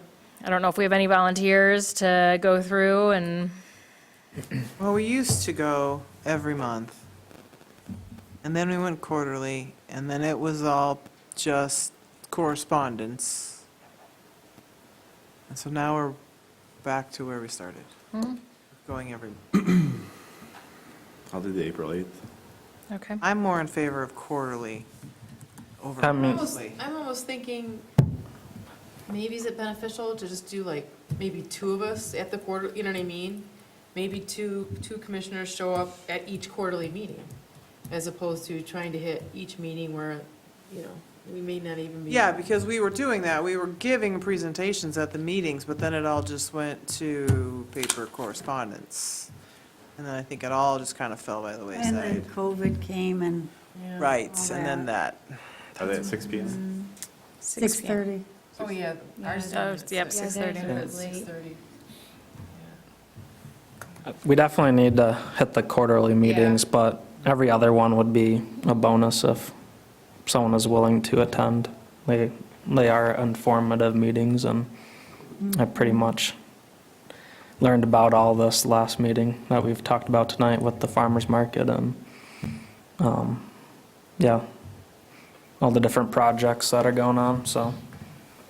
Well, there's 3 of us there last meeting, so it was like all or nothing. But, yeah, I mean, if 2 people want to go to quarterly meetings, it's always nice to have support, Yeah, definitely. yeah. So If you don't- Garrison's down for April 8th, I could go, I think I can go to that one too. and I can send out a list after we agree on it What Yeah. days are their meetings, Mondays? Monday. Second Monday. Oh, okay, Mondays, yeah, I could do that one. What about the July 8th meeting? I could do July 8th, I could probably do that too. Okay. yeah. And then the October 14. October. I guess, Okay, I'm just looking at what I got here. I can theoretically extend October, but it's all the way in October.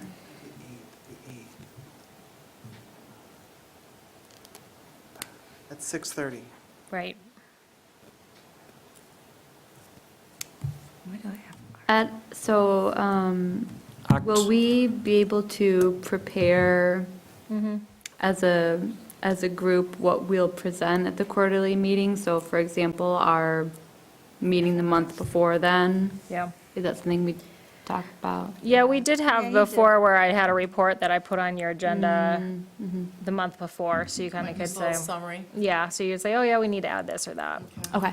Yeah, and then also there might be questions mainly from the board Yeah. that, with 2 being there, surely one could answer, if not both, but. And if anything, bringing back that information to the Parks Commission to have a discussion. Right. So I could do October 14th. Okay. is the township open on the 14th being Columbus Day? I don't think they recognize that one. Okay, I just saw it's on my calendar. Anymore. That's not, I Okay. don't think it's recognized anymore as a federal holiday. Yeah, I think it's in, Indigenous yeah. also. I was just asking, I saw it on my calendar, so. Actually, I have a class, but I don't think I do. Do you want to just stick to the quarterly, or do you want to try to fill in some of the regular monthly? What are you feeling? I'd like to see how much they use my presence before I commit to more. Okay, okay. What did you say? How much will use his presence? I'm just gonna sit there and tell them 2 sentences, I don't wanna commit. Great.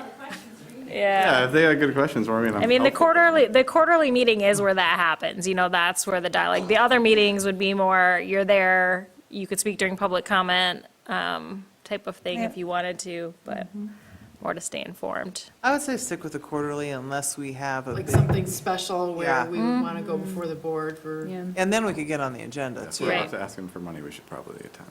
Okay.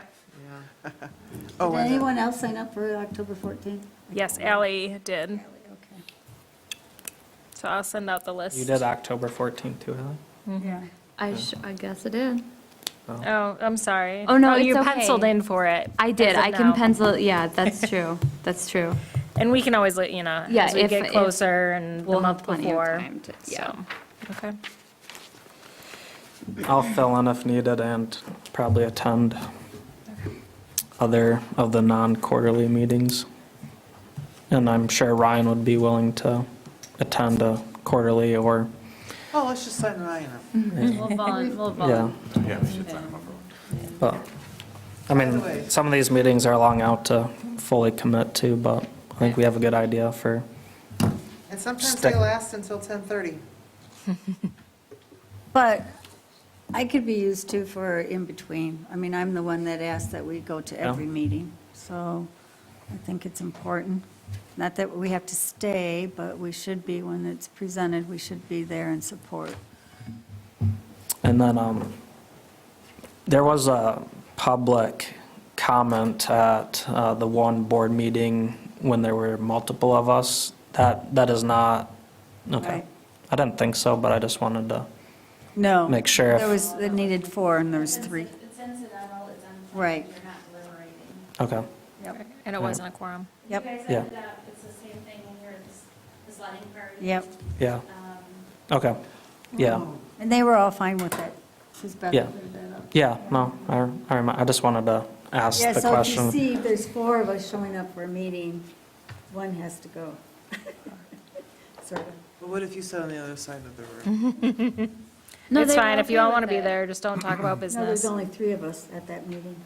Oh, we went to the yeah, no, at the But- special meeting, there was There's 4 of four of us. us, There was that's 4 why, of us yeah. there, that's why she asked. But, yeah, Yeah. We weren't discussing or anything, we were Right. just in Right. attendance it's listening. like when we do our parks tour. If we started coming up and talking, and I'm sure now we're, Right, but, okay. no good. I think we Yep. got a good hold on people for the quarterlies, and then whoever can fill in at the other ones would be appreciated. All right, Maybe you could, every packet, just put that in there. well, yeah, we'll just, It's just so it sort of pricks our conscience to Okay. every meeting that we have. all right, moving on to business before the Parks Commission, 9E, the Recreation Passport Grant application. You can find that in your packet as well. This is the one Sarah's been talking about. Right, so, and this is just kind of an opening, the recreational passport grant, it is similar to the trust fund grant, but it's a different pot of money generated in a different way. Since TART and the 3 Mile Extension, well, the township with assistance of TART is putting in for the trust fund grant and potentially the land and conservation, that kind of leaves us with the passport grant as an opportunity with the MDNR this time around. So I threw the packet in here so you could take a read through about it. It is a minimum of $7,500, maximum of $150,000 for that. There is a match, 25%, I believe, for the match on that. At least 25%. They always score better the more match you have for an application. One of the items that's a little bit more unique to this project is that you get more points if you're redeveloping a building. You know, if there's an existing and you need to rebuild it or something like that. If it's aged out, not just because you haven't maintained it, but to make sure to continue providing those services. But this could be an option for either the warming hut, or it could be an option potentially for your cornhole. Just kind of seeing if there's anything that you're interested in applying for to utilize this passport grant. Applications are due April 1st, so tonight we would look at figuring out what that project is, and then the township board would have to pass a resolution similar to what they're going to do for the 3 Mile extension at their March meeting. So we'd have to have dollar amounts and know what the project is for them to do that, to move forward. You said 150 was the max? Yes. And then Well, we have a 1,000, we have a 142 cornhole. well, I'm saying, wasn't the warming hut like 400,000? So Yes. it seems like Yes. this would fit better for cornhole, at least. Yeah, Is the in, warming hut currently just, Just hanging out right now. yeah, we got Just the pipe nothing? dream. Let's see if we get snow next year. Actually, with the warming hut, I did ask, previously, because that estimate came in really high, Because that estimate came in really high, and, you know, the engineers thought it was high, I thought it was high, the board felt it was high. We did reach out to some builders. We didn't get a whole great response, this is quite some time ago, to give us more of a pragmatic estimate. So utilizing the contractor that is doing Arbutus, he said he would take a look and give me an estimate. You know, we're not asking for a bid, we're not asking for anything, just kind of a we're ballpark. looking at it, basically. Yeah, and just making sure that the estimate that we had, which was, I can't remember now, it's been a while since I've looked at it, but making sure that that is kind of where they think that it would fall in, or if he thinks it may be less or more, so we'll see. But he couldn't get to that until this week, sorry, I was hoping to have that information for you tonight, but don't have that. Well, at least it's in the motions and actions of looking at that again. Yeah, Based upon the amount of the warming hut, I mean, what is our only shot of a grant, just the trust fund grant? That's our only Or shot? some other grant that To might keep come applying along. for that every year and trying to get it is, Yeah, and it's just not Unless- scoring well, that project with the grant requirements. So last year, we put it in kind of going, okay, we can't improve our score, but maybe they'll pick something from the middle of the pack, you know, type of thing. But with having it looked at again, might bring something down a little more, maybe in that amount. So it can become more of just that one. Well, we already One have, grant. we have 50,000 budgeted in Grace McDonald, which could be our 25% match. We'd have to put up 37,000 to get the full 150, which in theory, we wouldn't even need that much. And there'd still be some left over, so that seems really doable to me. So I would go that route, that's my opinion. Although, what did the most recent Gens Park come in at?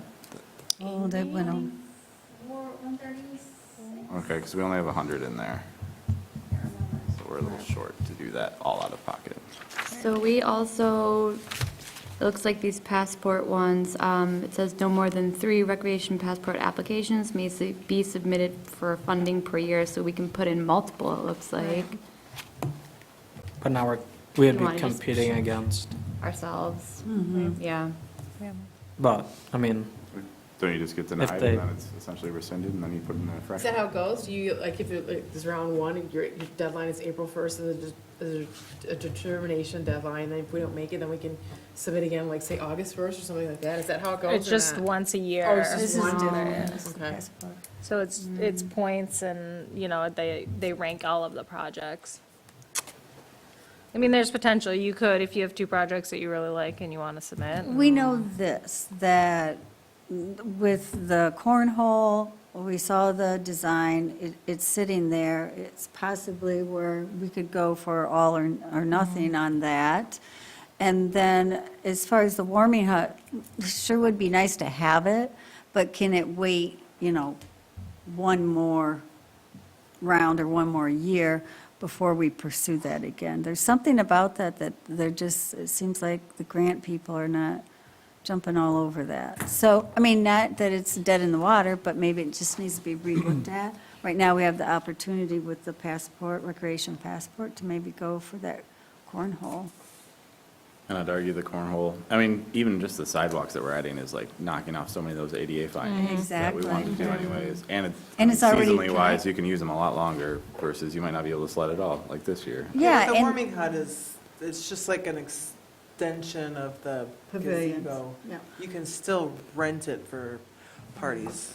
Oh, I didn't realize it was gonna be like a residence thing. And with the sidewalks being in there through the cornhole, that's only an added bonus to make that addition to that warming hut. I was gonna say, I wonder if the sidewalks would improve Are the- our applications for the warming hut, because Oh. you can kind of, look, you can come all the way up to here and then it stops. Wouldn't it be nice if Well, it'd be a nice addition to add that this is what we've accomplished so far since the other time we applied for it or something like that. I mean, Yeah. I don't know how that works, but I would think that that would be a good asset. Mr. Chair, can I offer some suggestions on the Gracie Doll? Yeah. Yes. Just kidding. With respect to the warming hut, it's not a function of whether they like the project or not, it's how it lines up with their scoring. And we've maximized the points that we can on that. And it's just not lining, there's other projects that are hitting more of the scoring components than that. So it really may be that we may need to search a better fitting grant for that project. The other thing is, and Passport might be one of the possibilities. It isn't for as much, you're right. One of the things you can think about too in future years is to quilt the funding sources together. So say, for example, you went for a Passport grant, maybe you even did that one next year. If you were to get it, you could then as well go after like Olson Foundation or any other type grants. So just because it doesn't quite reach the total amount, you'd still could take a look at that because you can put those funding sources together. The other thing is we may need to look at how we phrase that warming hut. So one thing, for example, is we've called it a warming hut by the side of the sledding hill. And I know when I spoke to the DNR Trust Fund grant, I stressed the year-round, getting people out in the off-season for outdoor recreation, the multi-generational use and so forth. But one of the things you might do is take a look at that facility again, as it's drafted, and say, could we use that in a different way and include that with the grant application? And Sarah might have some better ideas to tell me if I'm on a track that might work with this. But what I'm thinking is, I don't know if any of you remember, you might remember, because we had kids about the same age. Many, many years ago, East Bay Township had a summer camp, and they used to hold it out at Grace McDonald Park. Well, you probably remember that, many, many years ago. My kids were never at it, but I did have friends who sent their kids to it, and they loved it. It was like drop them at 8, pick them up at 12.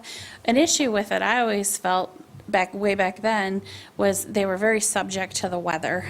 Bad weather, and which could come on at any time, But this warming hut could be also versed well to do some type of a summer day camp, where then you would bring in a programmer who would run the summer day camp, and that adds a tremendous capacity to parents in our area and opportunity. I think you've probably seen in the news, the parents are standing at what hour in the morning to get their children signed up for camp.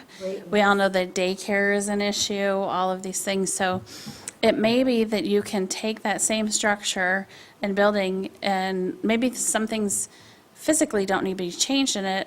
Maybe they do slightly, but could use that for like the base of a summer camp. Plus, it's a warming hut in the winter, and then maybe you can then look at grant sources for that. So just changing the way, instead of calling it a warming hut, we should call it a all-season, all-weather Pavilion. gathering. So before we have, and we still do, right, the community garden. We're looking at a farmer's market. I don't know if you might have noticed, there was some information that came out of the state of the state and the governor's proposed budget. And I know I'm going to get the wording wrong on this, but it was some funding that was specifically focused for food security, incubation, da-da-da. And as I'm reading this, and it was talking about some places in Grand Traverse and in Leelanau County that have been successful on this, all of the buzzwords are there. So one of the things that Sam's been able to do is, instead of it being, a couple of vendors and the community garden, is package this together in like a food security type package. And it makes a lot of sense, because I know when we were just starting with the community garden plans, just at the time, talking about the beginning of the farmer's market, which was like in 2020, I was asked to speak at a food security conference that they had virtually. And I was like, what do you want me to speak about? We're a township, we're just, we're planning a community garden. And they're like, no, what else do you have going on with food? I'm like, food? We have food delivery here for senior citizens in need. You do? Wow. And we're thinking about doing a farmer's market. They're like, you guys are doing a lot with, food security. I'm like, okay, never thought about it that way. But if you say so, we are. And so it's just a little bit of a different way to package that and complete it. And it really does, it comes across, as you can see in the documents tonight, a really nice package and a really nice initiative. So it could be the same thing too with the Warming Head. It's, how are we doing this? Let's first make sure our numbers are right, because I know that was an issue. And then see if we can line up the grants and then maybe expand its usage.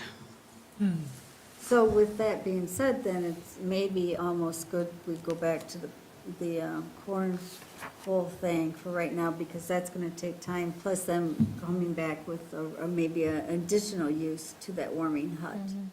So that would allow some more time, so that we can still get that application in. And then we might just, were we going to use another funding source for the, to be able to do the 1 and the 2 together on the cornhole? The cornhole, we should be able to do that with the passport. Okay. Cover Yeah. all of it, yeah. That would cover all of it. But is that what we were thinking when we said we'll go for a grant for the Yeah. whole bucket? Okay. Yeah. Yep. And then what would you recommend we put our match in, like 25%? Can we? It has to be 25, it scores better the more, if you could do half, but whatever you'd like to do. 187.5 total, with 37.5 from us and 150 in grant money. But obviously, if we don't need that much, then we could reduce our 25% to get to where we need to be. Let me see what it's got here. And we have 50,000 budgeted, so. We have what? We have 50,000 budgeted for Grace McDonald anyways, so it would be at most, Oh. it would be at most 37,500 of Gotcha. that, but we wouldn't even need to match that much if we didn't, assuming the contingencies don't take us up to 187. Don't ever assume contingencies, huh? Yeah, all the more reason I'd rather strike before it gets any more expensive. Yeah. Right. It already was a bit of a shock tonight. And then if they don't fund the whole amount, then we do have a little bit extra in that Which fund. everyone's gonna benefit from that, so I can I know. get not doing it. I'm sorry, I didn't mean cut. Okay. Yeah. Okay, so what'd you settle on? Are we talking 30% match then? We don't have enough to make a 50% match. No, it's only 25% She match. said the more you match, the higher you score, Oh, okay. right? Right. So Well, we then need to up our. 37.5 out of, or I guess we could do 50. 50 is what's budgeted.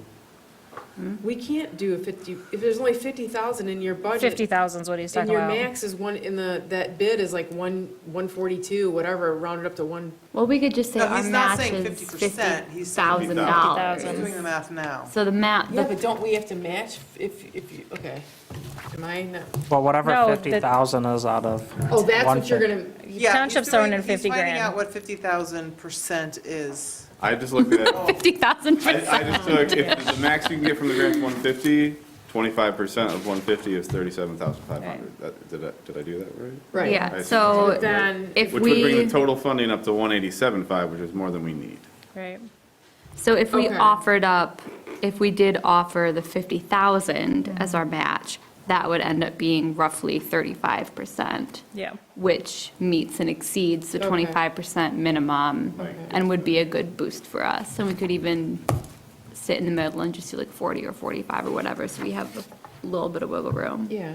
Yeah, Okay. yeah. Do you like that? Yes. 50,000 match. 50,000. Do we want to put all When 50,000 we towards put the that? 50 I guess how much does it affect our points, do we know? I would leave the amounts, you don't have to have the amounts Right. for your motion.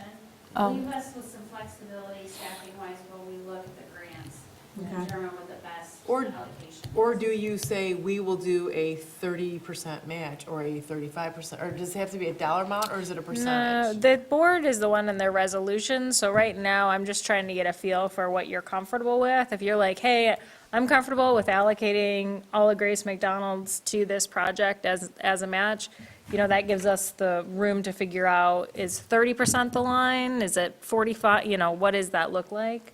So as long as you're comfortable with that, which I'm kind of hearing, like, let's try to get a good match, and we have 50,000 as that line item. 12.5 is not, what can we really get done with that? Right, so, That line item was for the cornhole, right? We didn't have anything else in mind for it. that's what I was thinking. I don't think we did have We already anything paid for, else. or did we do the bleachers? That came out of last We year's, got paid for? yeah. Is everybody paid up? Is that- Everything, we don't have any projects out there right now. I think we put that in there for the I cornhole. think we did too. Yeah. Yep. So, So we would just need a motion to recommend that the township board support a passport grant for the cornhole at Grace McDonald.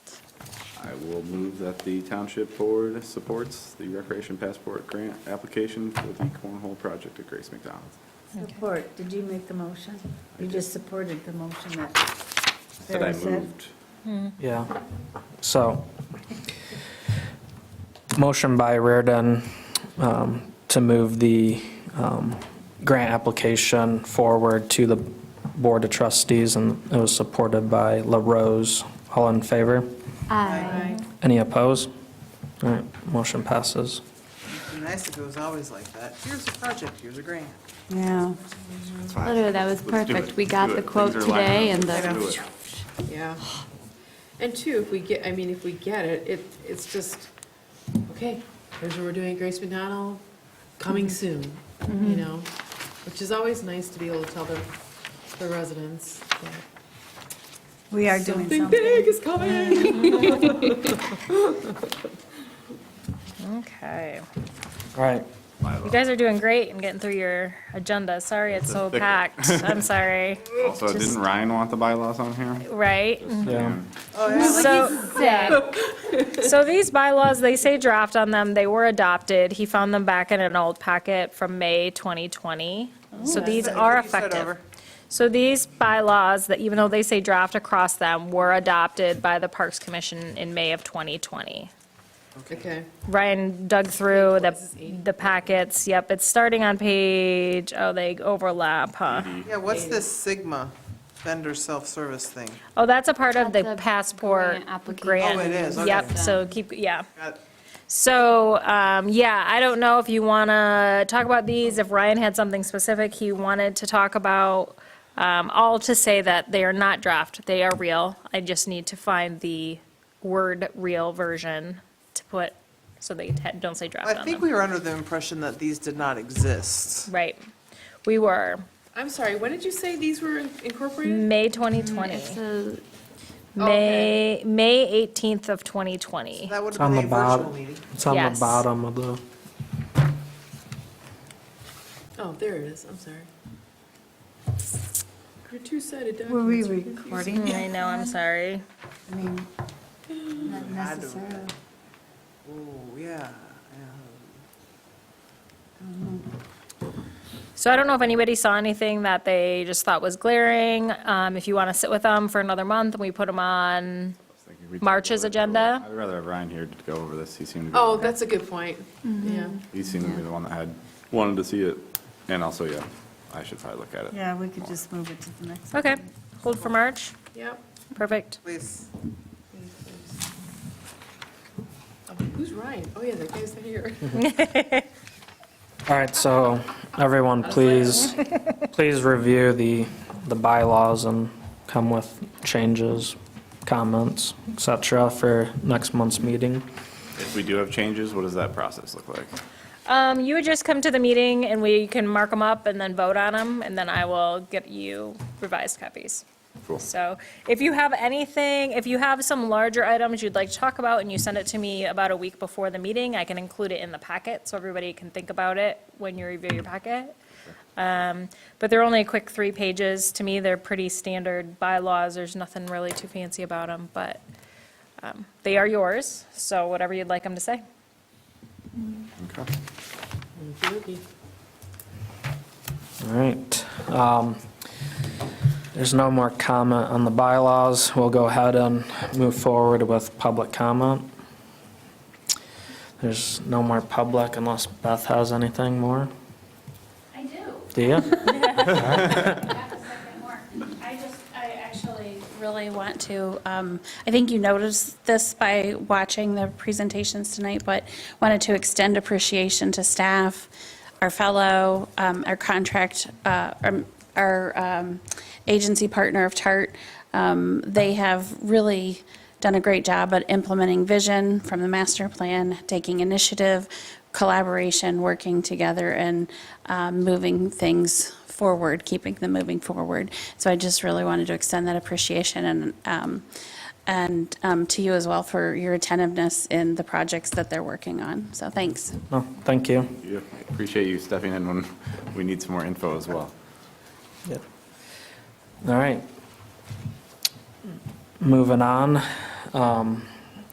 The next upcoming meeting date is March 18th for a regular meeting. And then, yeah, can adjourn the meeting. Bang the gavel. Why? What'd you say? Meeting Okay. adjourned. At 8:06.